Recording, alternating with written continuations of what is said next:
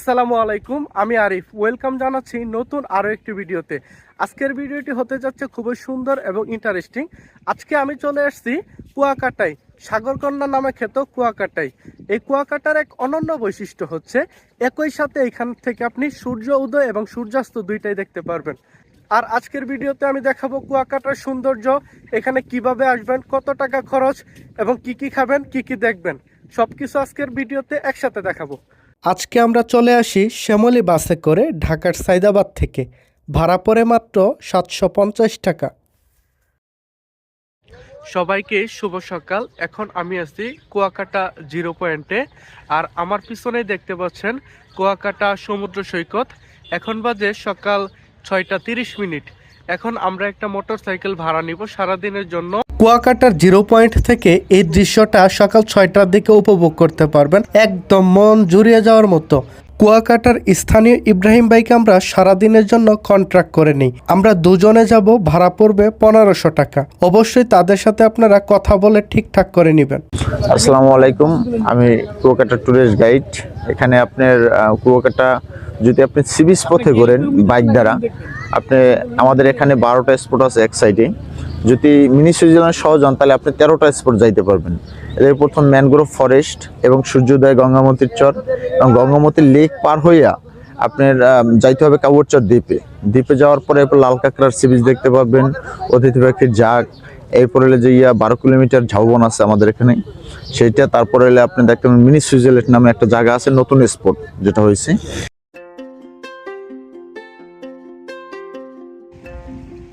বাংলাদেশের দক্ষিণ পশ্চিম প্রান্তে বঙ্গোপসাগরের কূল ঘেঁষে দাঁড়িয়ে আছে এক অনন্য সৌন্দর্য, নাম তার কুয়াকাটা। এটাই সেই সমুদ্র সৈকত যেখানে একই জায়গা থেকে দেখা যায় সূর্যোদয় এবং সূর্যাস্তের অপূর্ব দৃশ্য। 18 কিলোমিটার দীর্ঘ এই সৈকত অবস্থিত পটুয়াখালী জেলায়। ঢাকার কোলাহল পেরিয়ে দীর্ঘ পথ পাড়ি দিয়ে যখন পৌঁছানো যায় কুয়াকাটায়, তখন মনে হয় যেন প্রকৃতির এক বিশাল ক্যানভাস খুলে গেছে চোখের সামনে।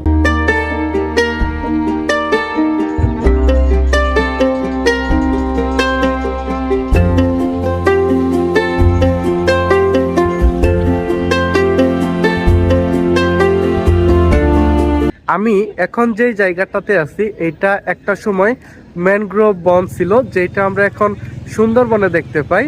আর আমার পিছনে দেখতে পারতেছেন অসংখ্য গাছের মূল। এগুলো হচ্ছে কেওড়া গাছ এবং করই গাছের মূল, যেগুলো শ্বাসমূল কিন্তু এখনো টিকে আছে। এই যে জোয়ার ভাটার পানিতে আস্তে আস্তে এগুলো ধ্বংস হয়ে গেছে। একটা সময় এটাই কিন্তু একটা ম্যানগ্রোভ জঙ্গল ছিল। আমি এখন যে জায়গায় আছি এটা হচ্ছে গঙ্গামতির লেক, আর এখান থেকে আমাদের যেতে হলে অবশ্যই এই নৌকা দিয়ে পাড়ি দিতে হবে। এখান থেকে সরাসরি আপনি যেতে পারবেন না। এখন এই বুটগুলা দিয়ে গাড়ি মানুষ একসাথে পাড়ি দিচ্ছে, এক কথায় অসাধারণ। আপনার শহরে বসে থাকলে এই দৃশ্যগুলো কখনোই দেখতে পারবেন না।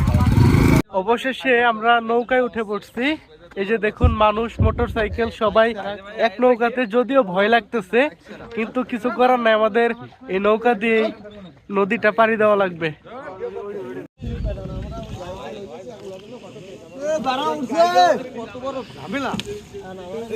আমরা এই নৌকা দিয়ে যে খালটা পাড়ি দিলাম, তো এটার ভাড়া লাগছে জন প্রতি 25 টাকা।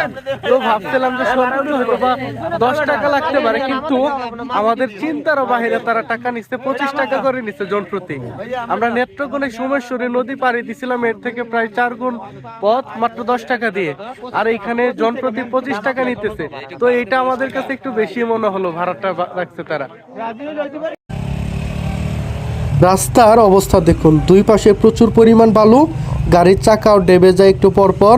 এরপরও চালক কিন্তু কষ্ট করে আমাদের ঘোরাচ্ছে। এটা হচ্ছে সেই লাল কাঁকড়া, যেটা একটু পরে সূর্যের প্রখর তাপে বের হবে, কিন্তু এই সকাল সকাল ঠান্ডার মধ্যে বাইরে গর্ত করে খুদাই বের করে ফেলছে। অনেক কষ্টের ফসল।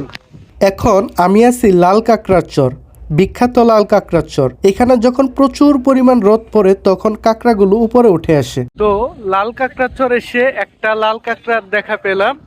এখন সকাল 8টা বাজে। যেহেতু এখন রোদের তাপ কম, এর কারণে লাল কাঁকড়াগুলো এখনো ভেসে ওঠেনি। যখন রোদের প্রখর তাপ থাকবে তখন কিন্তু নিজে নিজে উপরে চলে আসবে। তো আমাদের এক ভাই একটা কাঁকড়া অনেক খুঁজে বের করতে পারছে, তো এটা দেখে সবাই আনন্দিত। A few minutes later. এখন যেই জায়গাটিতে আছি এটার নাম হচ্ছে কাউয়ারচর দ্বীপ। অনেকে এটাকে ইলিশ খিচুড়ি পয়েন্ট বলেও ডাকে, কারণ এখানে নাকি অনেক বিখ্যাত ইলিশ খিচুড়ি পাওয়া যায়। এখন আমরা জায়গাটা ঘুরে ঘুরে দেখব এবং সকালের নাস্তাটাও সেরে ফেলবো। একটা মাছ আস্তা, এক প্লেট খিচুড়ি, ভর্তা, বেগুন ভাজি, 2 আইটেমের ভর্তা থাকবে, বেগুন ভাজি, একজনের খাবার সহ 200 টাকা। একটা মাছ, 2 আইটেমের ভর্তা, খিচুড়ি প্লাস বেগুন ভাজি। খিচুড়ি বা সাদা পাতা 30 টাকা, আর 1 পিস বেগুন থাকবে, মাত্র 200 টাকা। আস্তা ভাজি খেলে আস্তা ভাজি দেবো, টুকরো করলে টুকরো, যেটা বলবেন ওরকম হবে। A few minutes later. বিখ্যাত সেই কাউয়ারচরের ইলিশ খিচুড়ি খেয়ে আমরা এখন যাচ্ছি মিনি সুইজারল্যান্ড।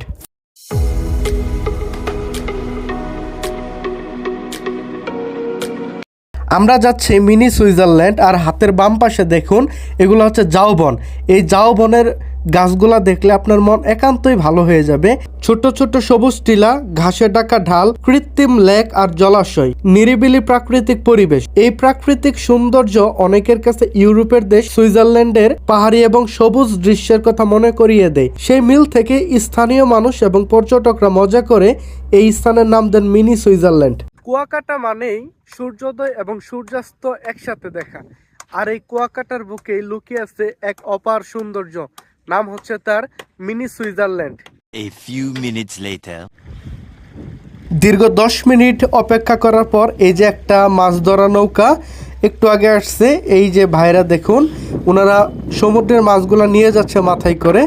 আমরা সমুদ্রের সৌন্দর্য উপভোগ করি, কিন্তু সমুদ্রের মাঝে মাঝিদের লুকিয়ে থাকা কষ্টগুলো কখনোই বোঝার চেষ্টা করি না। এখন বাজে দুপুর 2টা। দেখুন কি পরিমাণ মানুষ। সকালে কিন্তু এত মানুষ ছিল না। এখন যত সময় যাবে তত এখানে মানুষের সমাগম বাড়বে। আর দিনটা যদি হয় শুক্রবার তাহলে তো কথাই নেই, এখানে পা পর্যন্ত রাখার জায়গা থাকে না।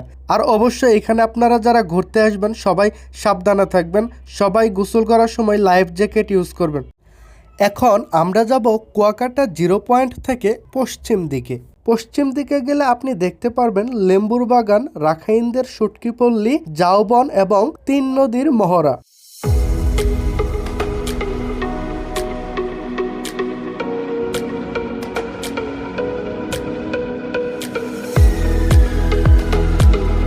এখন আমি যাচ্ছি রাখাইনদের ঐতিহ্যবাহী শুটকি পল্লীতে।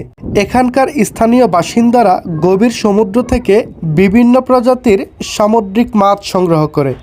সেই মাছগুলা সযত্নে রোদে শুকিয়ে তারা বাজারজাত করে থাকেন। শুটকি তৈরির অন্যতম সময় হচ্ছে শীত মৌসুম। শীত মৌসুমে এই জায়গা সবচেয়ে বেশি ব্যস্ত থাকে।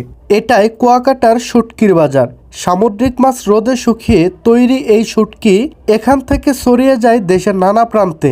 এখানে পাওয়া যায় লইট্টা, রূপচাঁদা, চিংড়ি, কুরাল সহ নানা প্রজাতির শুটকি। প্রতিটি শুটকির স্বাদ আলাদা আর দামও হয় ভিন্ন। A few minutes later. এটাই কুয়াকাটার লেবুর বন। সবুজ গাছপালায় ঘেরা এই জায়গাটি প্রকৃতি প্রেমীদের জন্য এক শান্তির ঠিকানা। সমুদ্রের পাশেই এমন ঘন সবুজ বন সত্যি এক অনন্য দৃশ্য। লেবুর চরের এই বনভূমি শুধু সৌন্দর্যের জন্যই নয়, এটি উপকূল রক্ষায় গুরুত্বপূর্ণ ভূমিকা পালন করে। এখানে হাঁটতে হাঁটতে শোনা যায় পাখির ডাক, অনুভব করা যায় সমুদ্রের বাতাস আর প্রকৃতির নির্মল স্পর্শ। যারা নিরিবিলি সময় কাটাতে চান তাদের জন্য এটি আদর্শ একটি স্থান।